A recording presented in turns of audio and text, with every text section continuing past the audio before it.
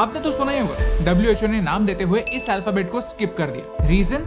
क्योंकि ये common surname है और वर्ल्ड हेल्थ ऑर्गेनाइजेशन किसी भी कल्चर को ऑफेंड नहीं करना चाहती। कुछ लोग मानते हैं कि शी जिनपिंग जो चाइना के प्रेसिडेंट है वो ऑफेंड ना हो, इसलिए WHO ने ये स्टेप लिया। सच क्या है? किसकी नीयत कितनी साफ है? क्या WHO चाइना से डरती है?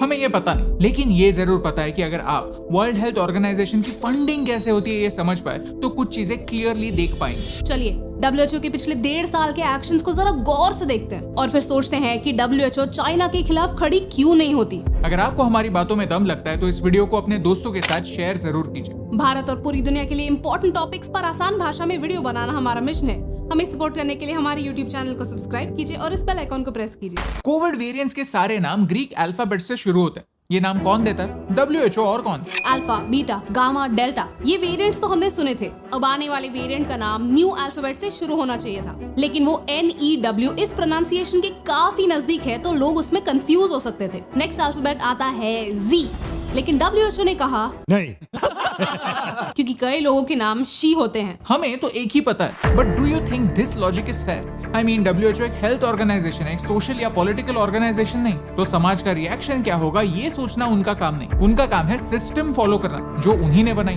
तो प्रॉब्लम सिर्फ इस अल्फाबेट से क्यों? क्या WHO चाइना के प्रेसिडेंट से डरती है? लेकिन सिर्फ यही एक इंसिडेंस नहीं जहां WHO ने चाइना को फेवर किया था। पॉइंट नंबर 1, 2020 की शुरुआत में जब चाइना एक हफ्ते में इतने बड़े बड़े हॉस्पिटल्स बना रही थी, इंटरनली लॉकडाउन कर रही थी, तब चाइना में डोमेस्टिक ट्रैवल तो बंद था, लेकिन इंटरनेशनल फ्लाइट्स मार्च तक चालू थी। ये कौन सा logic?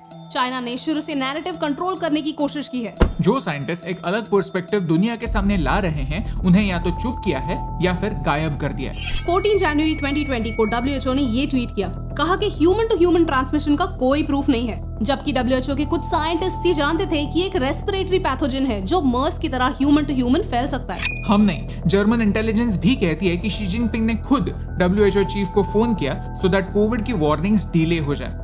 Late me quote the WHO chief. 3 फरवरी को उन्होंने कहा, इंटरनेशनल ट्रैवल और ट्रेड रोकने के लिए कोई भी मेजर्स आज अननेसेसरी हैं। एट द सेम टाइम उन्होंने कोविड को रोकने के चाइना के एफर्ट्स की तारीफ भी की। जब तक WHO ने इंटरनेशनल ट्रैवल रोकना नेसेसरी समझा, तब तक कोविड ऑलरेडी वर्ल्ड टूर कर चुका था। सोचने जैसी बात है, अगर कोविड पहले चाइना में नहीं अफ्रीका के किसी देश में डिस्कवर होता तो क्या यही सेम लॉजिक WHO अपनाता? पॉइंट नंबर 2, ये वायरस आया कहां से? WHO हमें कहती है कि कोविड बैट से इंसानों में आया, लेकिन कैसे?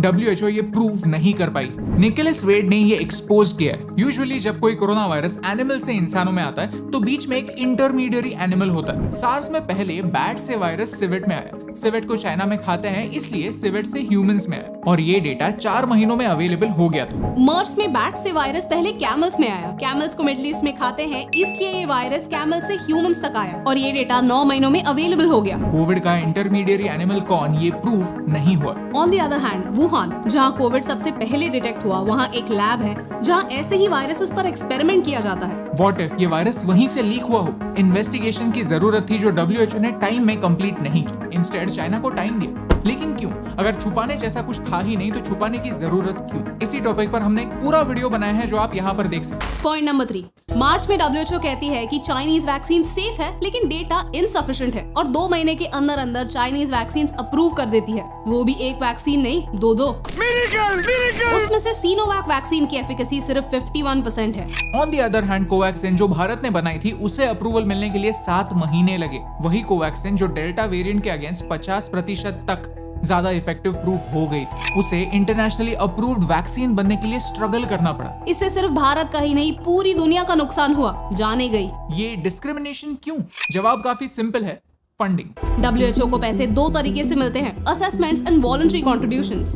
WHO के हर मेंबर स्टेट को एक फी WHO को पे करनी पड़ती है, इसे कहते हैं असेसमेंट, जो WHO के खर्चे उठाने के लिए काफी नहीं है। सिर्फ 20% यानी 1/5 फंडिंग मेंबर नेशंस देते हैं। बाकी का विटामिन M कहां से आता है? Voluntary donations. हर साल चाइना $10 मिलियन WHO को एक्स्ट्रा देता है। 2014 के बाद धीरे धीरे चाइना ने WHO को ट्रांसफर होने वाली फंडिंग 52% से बढ़ाई है। इन टोटल चाइना WHO को $86 मिलियन देता है। USA, UK, जापान जैसे देश भी WHO को एडिशनल वॉलंटरी फंडिंग देते हैं, लेकिन प्रॉब्लम है डेमोक्रेसी। रिलेशनशिप अच्छा रखे तो किससे रखे? बाइडेन से या ट्रम्प से?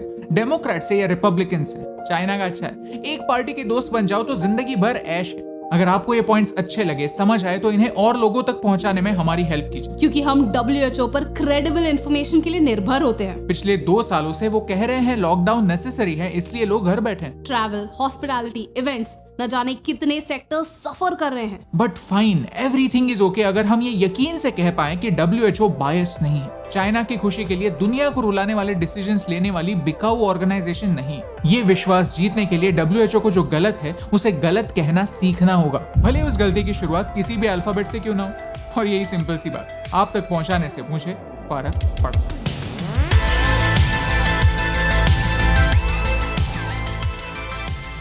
Hey yes team, we believe with great power comes great responsibility। और WHO के पास पिछले 2 सालों से बहुत बड़ी रिस्पॉन्सिबिलिटी है। वो जो भी कह रहे हैं हम सही मानकर चल रहे हैं, लेकिन हमें ये जानना जरूरी है कि उनका फंडिंग कहाँ से आता है।